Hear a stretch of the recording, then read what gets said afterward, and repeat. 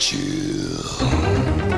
Hello Marvel Legends and welcome to another episode of Displaying Model Behavior. Now you can tell that I've worked in corporate offices quite a lot because I'm obsessed with team building. Clearly, because we're doing another team building exercise today. But less so much a team and more like a character wave that was never really established. We're doing Hulk, is what I'm trying to say. We're going to do a Hulk display. But before we do that, I got to show you guys something. I've received some art. I don't want to call it fan mail because it's that sounds really egotistical to say fan, but appreciator, I guess. Either way, Digi on Instagram here made this for me. How crazy is this? I saw his work. I saw his work on Instagram and I was like, dude, that looks awesome. I love your style. You're incredibly talented. Can I use your pictures in the data blast? He was like, dude, not only that, but I'm gonna make one for you. Who's your favorite comic book character? And of course, you guys know me. It's Ben Reilly. And he was like, dude, boom. 2 days later. Not even that, a day and a half later, I assume digital, I know nothing about art and stuff. But whatever the means and method was, a completely, wholly original, beautiful piece of, screw it, I'll call it fan art. Piece of fan art donated, dedicated to the channel. Such an incredibly talented artist. This, you better believe, this is going up on the wall because I am blown away. My favorite character donated to the channel, and just bash this out in a day. It's insane. If you weren't so nice, I would resent you for having so much talent. I'm just a goofball who plays with toys.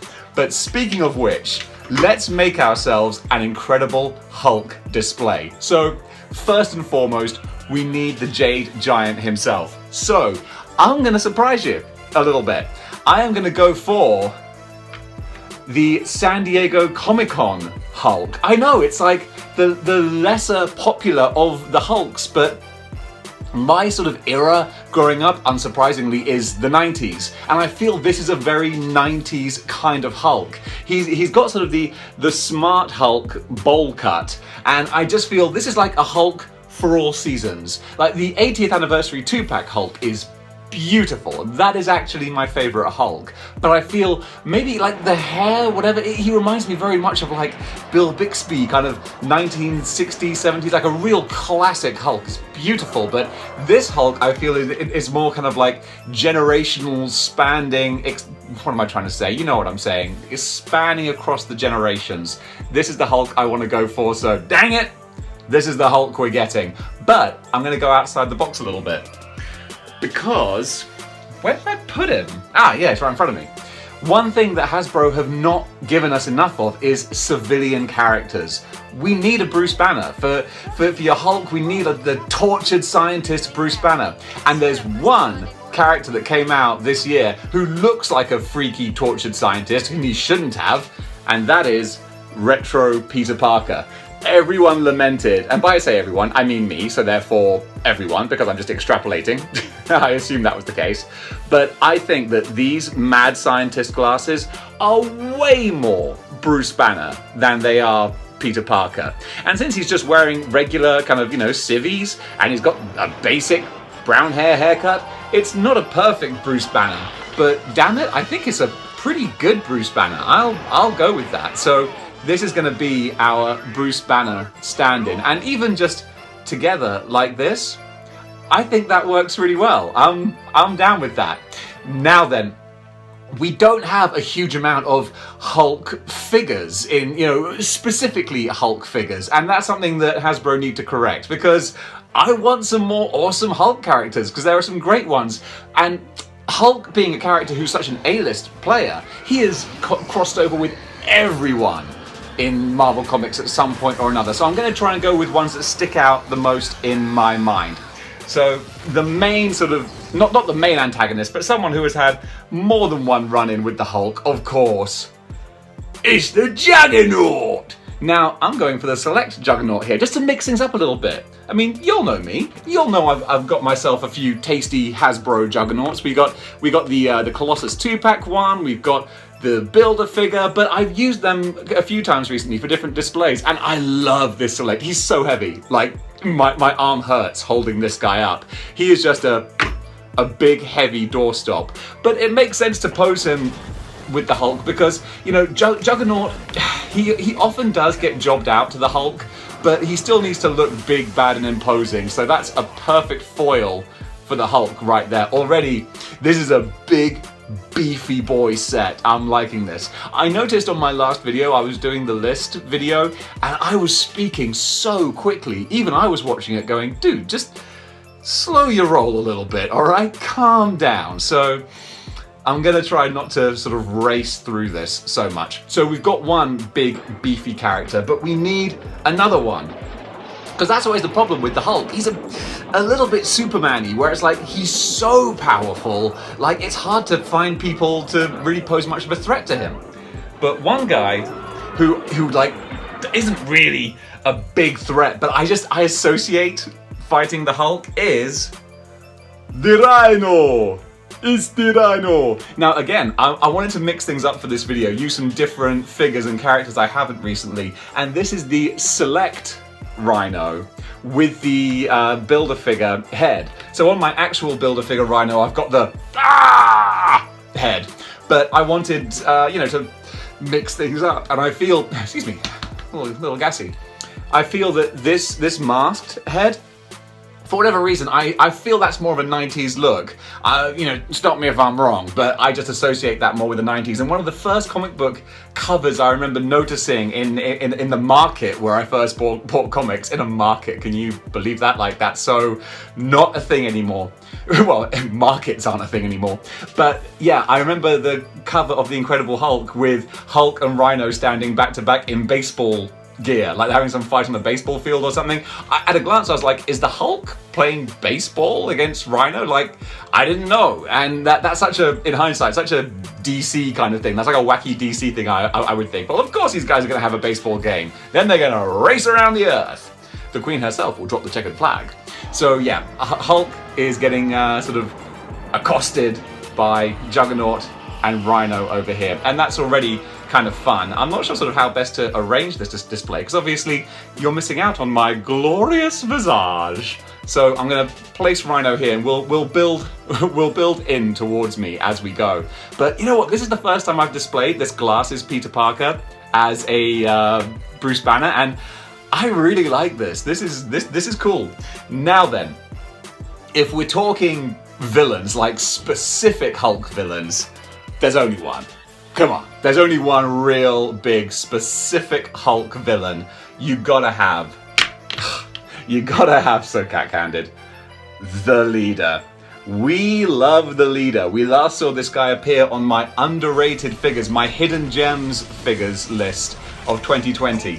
Real basic, not much going on with him, but there's something like very, very Dan Dare about the look of the Leader as well. The big green head is like, Dan Dare is like classic old sort of 50s sci-fi comics from the UK, and that's something that I really associate this look with. I really enjoyed this figure, and actually I've got a little like science beaker arriving soon that he'll be holding, and that's going to look really cool. But the Leader himself, of course, as we know, is no physical match for the Hulk, I don't think. Incredible Hulk fans, help me out. Has there ever been a time where the Leader has like gamma-powered himself to be like a big juiced-up Roidy Magoo version of himself? It sounds like something he would do. Or would he? Would he sneer at the idea of doing that? But he doesn't need to be a Roidy Magoo, because he has his muscle. He has the Abomination, Emil Blonsky. Now, we desperately need a new Abomination. This one is fine. This is the San Diego Comic... No, not San Diego Comic Con. Or was it an exclusive? Either way, it's the Raft. The Raft Abomination. So he came in the Raft set with the Sandman, Dread Knight, Purple Man, and someone else? Maybe? Either way, I'm getting lost in the weeds here. We have this Abomination, which is a decent Abomination. He certainly looks like the comic book Abomination. That's the most important thing. The only downside really is he's not very big. He's quite small compared to the Hulk himself, so he doesn't look like that much of a threat. Abomination should be like an abomination. He should be, scary and like, a real imposing figure. And all these guys are just holding their hands out like gingerbread men. So we're gonna have Abomination over here. I'm gonna run out of space real quick. I'm gonna have to start rotating things because I've bitten off more than I can chew with this display. I'm like, oh boy, I gotta move the camera back, but then I'll be shouting and it's gonna be all echoey and no one wants that. Ain't nobody got time for that. But one thing I always associate Abomination from the comics is just after the Onslaught story, when Adam Kubert took over penciling. It was a cool little run of the Hulk. There was one story where, I can't remember the exact details, but Hulk was basically taking out his frustrations on the Abomination and just wailing on him. And it was a real kind of like moment of, oh God, like stop, he's already dead. And one little writing bit I really loved from it was the narrator wrote, the Hulk beat on Abomination for 2 minutes. And if you don't think that's long, try sitting down and counting it 1 second at a time. And I was like, that's a really good way of putting across just how savagely, the Hulk is bludgeoning poor old Abomination. You gotta feel bad for him. So yeah, that's how I remember Abomination, but he needs some recognition. Because also, I heard, I'm really happy if this is the case, they're bringing Abomination back for the Marvel TV shows from the MCU, because I really enjoyed the Incredible Hulk movie, and more people should give that movie credit. It wasn't amazing, but I thought it was a decent film. I thought Edward Norton was fine, but Tim Roth is the Abomination. Tim Roth is just amazing. I love that dude. He's so cool. From Reservoir Dogs to a billion other films, none of which I can remember right now, because Tim Roth has been in everything. But regardless, yeah. Actually, if you want a really good Tim Roth film and an MCU crossover, there's a Sam Rockwell film on Netflix. I forget its name, but Sam Rockwell plays a hitman and Tim Roth is trying to catch him, and it's a very amusing comedy. And again, Sam Rockwell is a character that needs to come back. But I digress. So we've got some of Hulk's main kind of characters here. Now this is something I really hope we get this version in 2021, She-Hulk. But we've got grey She-Hulk, which is fine. This is actually, again, one of the under-the-radar best figures of last year. Really great figure, great sculpt. They just got to make her green, or ideally give her purple and white costume. That's the most iconic She-Hulk costume, because this is great. This is a great figure. But just, I want the classic She-Hulk. So, she can go here for now, but we want our green Jennifer Walters. Well, that's just spooky. Here I am, sat at my desk editing this very video when I get an email notification, and what is it? It's Big Bad Toy Store. And what are they telling me? New for pre-order, the green She-Hulk. And looking at her here, she looks absolutely fantastic. Exactly like the grey one, but just repainted that classic emerald jade color. I think I have some kind of prognosticating abilities. I need to do a Clone Saga video next and just inspire Hasbro to make all the Clone Saga figures. Yeah, that's definitely gonna work. Now then, one more big villain. All right, this isn't like a normal display video, because normally at the end of the display I'm like, ta-da! It's the display. Where here, like, there's just not gonna have enough room, because we also have, again, classic Hulk foe, the Absorbing Man. Again, he's a Build-A-Figure here, and he's not one of my favorite Build-A-Figures, because I feel this body, it's very difficult to pose. The legs can't really do much, there's not much ankle articulation, so you can't really have him in many dynamic poses. But as a figure, he's a lot of fun, because he's got the different heads with the changing over and the arms as well. But I feel it's a real missed opportunity. Like the Sandman Build-A-Figure, they did nothing with the legs. I would have loved like some brickwork legs, or just something to make him more interesting. But still, he's got the shouting, snarling face. I really do like elements of this figure. I think I dislike it because I feel like they could have done so much more, and that was a missed opportunity. So yeah, I think we could get another do-over of the Absorbing Man, and I feel like they could do some good stuff with him. That's not going to stand. I try to sort of temper my videos so that you don't spend too much time just staring at me while I fruitlessly try to stand up figures. I just like, no, not going to stand. So that's a pretty good, I feel this is kind of a 90s kind of Hulk display. Like this is what I consider a 90s display. We need a Rick Jones figure. Ideally like a Betty Ross figure would be great, and just all sorts of so many more Hulk figures. I would love them to do another Mecha Hulk figure. That's a figure that goes for a lot of money, the old 90s Mecha Hulk. But you know what? We're not done. Oh my goodness, I don't even know where to go here. So, a regular character who I think you can always, like, he's always having tussles with the Hulk, is of course Wolverine. Wolverine debuted in the Hulk. Of course, I'm not telling you anything you don't already know, but yeah, you know, it will always be intrinsically linked with the Hulk. So you gotta have Wolverine in a Hulk display. And who else? Who was the third man? Who was the Hulk Hogan in that NWO three-way? It was Wendigo. And Wendigo I don't really sort of associate as a Hulk character. I never know where to put Wendigo. Like, it's kind of an X-Men type character, but not really. It's just like, what do I do with you? It's always confusing. He just pops up in various different places. I think because Wendigo is more of like a force of nature than, you know, an actual character. It's like, I don't know, you got no allegiance, I'm going to put you at the back here. But still, those three classic. And of course, I went for the brown costume Wolverine, even though I do have the 80th two-pack Wolverine with his first appearance look. I love the brown costume Wolverine dynamic because there's a famous piece of artwork, I'm sure you've all seen it, a cover of Incredible Hulk with Wolverine on the front, his 3 claws drawn, and the Hulk's face reflected in the claws. Oh, one of the most badass images that, you know, has ever been put on a Marvel cover, I swear. This is circling me quite nicely. So we're almost done here. We're almost done. But what I want to do is just, first of all, we're going to bring things up a little bit more modern. So speaking of modern, you cannot have a modern Hulk display without, of course, Red Hulk here, Rulk. We've played around with this character recently with our Which Hulk is Best feature. Such a great figure, a lot of fun. Can I place him down at the front? Will that work? Will that draw focus away from me? I hope not. No, that kind of works. Yeah, that's good. You can still see me clearly, that's good. I wasn't sure what the camera was going to do with that. So yeah, we've got Red Hulk there looking the business. Of course, that's the General Ross Hulk, which to the best of my knowledge, I think he's dead now. His corpse was dug up in absolute carnage, so I'm pretty sure he's dead for now. But there is another Red Hulk, but I don't really associate him as being a Hulk character because I don't think he's really tied in with Bruce Banner all that much. What we do need, while I'm speaking of characters that we need, is a Leonard Sampson. How did I forget that?